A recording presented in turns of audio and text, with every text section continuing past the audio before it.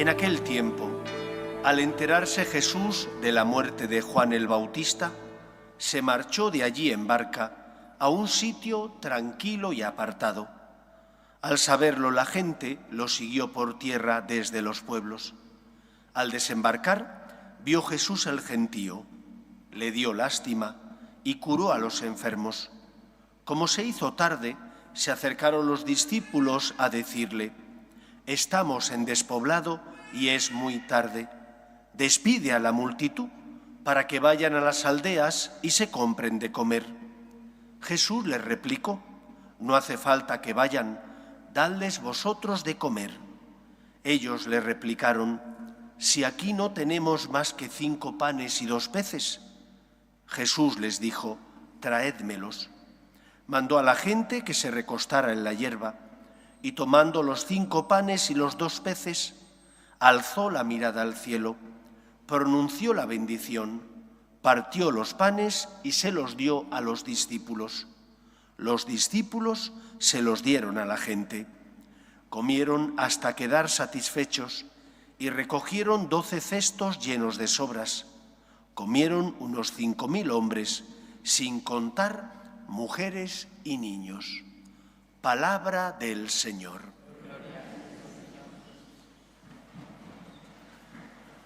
A lo largo de los 3 años que duró la vida pública de Cristo, donde Jesús predica su mensaje, un mensaje transgresor, puesto que, por ejemplo, pide que pongamos la otra mejilla, o que al que te pide dale, al que te pide no lo rehuyas.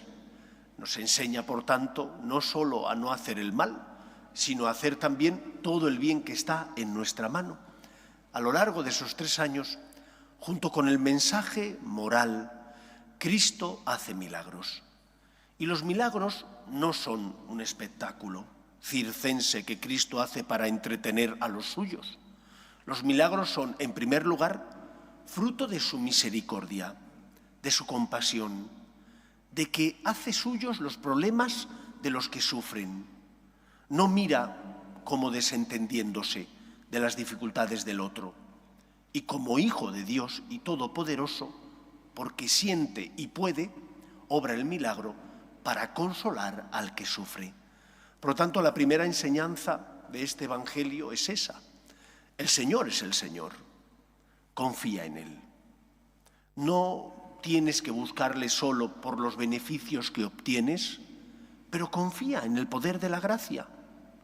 Hay un pecado recurrente que una y otra vez, como un péndulo, va y viene en tu vida. Etapas donde te parece que lo dominas, otros momentos donde vuelves otra vez a caer. Y corres el riesgo de caer en la desesperanza, de preguntarte, ¿merece la pena luchar? Merece la pena luchar. Pero la lucha implica, ante todo, confianza en Dios. Porque la santidad no es algo que tú puedas lograr con tu esfuerzo. Estamos heridos por el pecado original y, por lo tanto, solo cuando nos abandonamos en el Señor es cuando entonces su fuerza es la que nos sostiene. Pero cuando nos alejamos de Él, nuestra soberbia no es capaz de luchar contra las insidias del mal. Tropezamos y caemos. Por tanto, confía en la gracia. Creemos en un Dios que es rico en misericordia, que se apiada de nosotros y porque puede, lo hace, obra el milagro para consolar a los que sufren en el cuerpo o en el alma. En segundo lugar, Jesús les da un mandato a los suyos: dadles vosotros de comer. Y ese mandato que Cristo da a sus discípulos se extiende también a cada uno de nosotros. ¿Y qué significa dar de comer? ¿Qué podemos dar nosotros? Yo creo que en primer lugar debemos recordar aquello que decía Santa Teresa de Jesús, que decía que la humildad consiste en caminar en la verdad. Humildad no es no reconocer tus dones y talentos. Eso es de ser un necio, de ser una persona injusta. Si no reconoces los dones que el Señor te ha dado, estás siendo injusto porque no reconoces que el Señor te ama y te ha dado unos dones y talentos. Caminar en la verdad es reconocer tus caídas, pero también los talentos que tienes. Caminar en la verdad es dar gracias al Señor por los éxitos que logras, tanto materiales como espirituales. Por lo tanto, nosotros que sabemos que Dios nos ama, que sabemos que Dios ha invertido en nosotros unos dones y talentos, tenemos que aprender a dar fruto. El primer fruto que el Señor espera, daremos de comer a los demás cuando nuestro comportamiento sea el comportamiento de una persona que tiene principios. En una sociedad líquida, donde unos hoy dicen una cosa, mañana dicen la contraria, alegan que eso es progresar, porque dijeron que nunca pactarían con este y después acabaron pactando con ese. O que dijeron que nunca harían esto, no dormirían tranquilos y después lo hicieron sin ningún tipo de problemas y duermen a pierna suelta, por lo que parece. Sé una persona de principios, una persona que tienes conciencia. Si te comportas de esa manera, como una persona que tienes conciencia, estarás dando luz al que está a tu lado. Estarás diciéndole, no todo vale. Estarás enseñando a los demás que merece la pena hacer el bien y evitar el mal. Que aunque por ser fiel a tu conciencia y por lo tanto a aquello que es tu estructura moral, por ser fiel a ello tengas que pagar unas consecuencias, por ejemplo, cumplir con tus horarios laborales, o pagar el salario justo a la mujer o al hombre que tienes contratado para casa, o reconocer cuando te has equivocado. Cuando haces eso, estás dando de comer al que está a tu lado.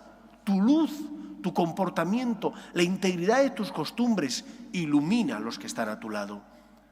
Los primeros cristianos fueron perseguidos hasta que en el siglo IV el emperador Constantino y el emperador Licinio firman lo que se conoce el Edicto de la Tolerancia. A partir de ese momento, el cristianismo es tolerado. Hasta ese momento el cristianismo era perseguido. Y ellos fueron íntegros y muchos murieron por ser fieles a su fe, por ser fieles a sus valores y virtudes. Y ese comportamiento iluminó a los que estaban a su lado. Se dice, la sangre de los mártires fue la semilla para que nacieran nuevos cristianos. Morir para ser luz implica ser fiel, implica tener conciencia y ser fiel a la misma. Eso es dar de comer. Segundo punto, tengo que dar de comer esperanza al que está a mi lado. Y doy de comer esperanza cuando yo, ante las cruces, problemas, dificultades de la vida, me comporto como una persona que cree en la vida eterna, que sabe que no todo vale, que comparte su dinero ganado legítimamente con los necesitados. Y alguno le podría decir, ¿pero qué? ¿Vas a cambiar el mundo de esa manera? No, pero puedo ayudar a esa persona. Madre Teresa decía que ella sabía que no podía cambiar el mundo con sus actos, pero que hacía lo que estaba en su mano y que eso es lo que daba sentido a su vida, poner amor, aun en cosas pequeñas. Por lo tanto, ten misericordia del que sufre. Sé esperanza para el que pasa a tu lado y te necesita. Ante la muerte de tus seres queridos, ¿te comportas como una persona que crees en la vida eterna? Si te comportas así, lógicamente echarás de menos al que no está. Vendrás a rezar. Tendrás la certeza de que está en buenas manos, que son las manos de Dios. Pedirás con confianza, pero no pedirás con desconfianza. Y tu testimonio será luz, integridad y esperanza. 2 puntos que, si los vivimos, nos ayudarán a dar de comer a los que pasan a nuestro lado. Y en nuestra sociedad especialmente es necesario tanto una cosa como la otra. Tercer punto y último, tengo que dar de comer cuando me sirvo de los dones y talentos que tengo. Yo cuando tengo que celebrar una boda, normalmente conozco a alguna de las partes. Y claro, conoces a una de las partes y a la otra persona no, y corres el riesgo de hablar solamente de la parte que conoces. Con lo cual, la parte que no conoces dirá, pues este cura parece que le han pagado para que hable bien del exnovio o de la novia. Entonces siempre les digo, cuando preparamos la ceremonia, necesito que me hagáis una tarea. Y esa tarea consiste en que él me tiene que decir cómo ve a ella. Y ella me tiene que escribir unas líneas diciéndome cómo ve a él. No cómo se ve cada uno a sí mismo, no. cómo uno ve al otro. Y eso a mí me ayuda a saber si tiene esta afición o la otra, a saber cómo ella le ve y cómo él le ve. Y me ayuda a que la homilía sea un poquito más cercana, porque si no solo hablaría de la familia que conozco. Creo que esta semana os animo a que hagáis lo mismo. A tu esposo o a tu esposa, o a tus hijos, o a tus padres, si los tienes todavía. Pregúntales qué dones tienes, para, una vez que sepas qué dones ven ellos en ti, preguntarte a ti mismo si los estás poniendo en juego. Porque muchas veces no nos damos cuenta de los talentos que tenemos y pensamos que no los tenemos, pero sí los tenemos. Lo que pasa es que no hemos caído en la cuenta de que los tenemos. Pero ¿están dando fruto? ¿Están dando el resultado al que el Señor tiene derecho?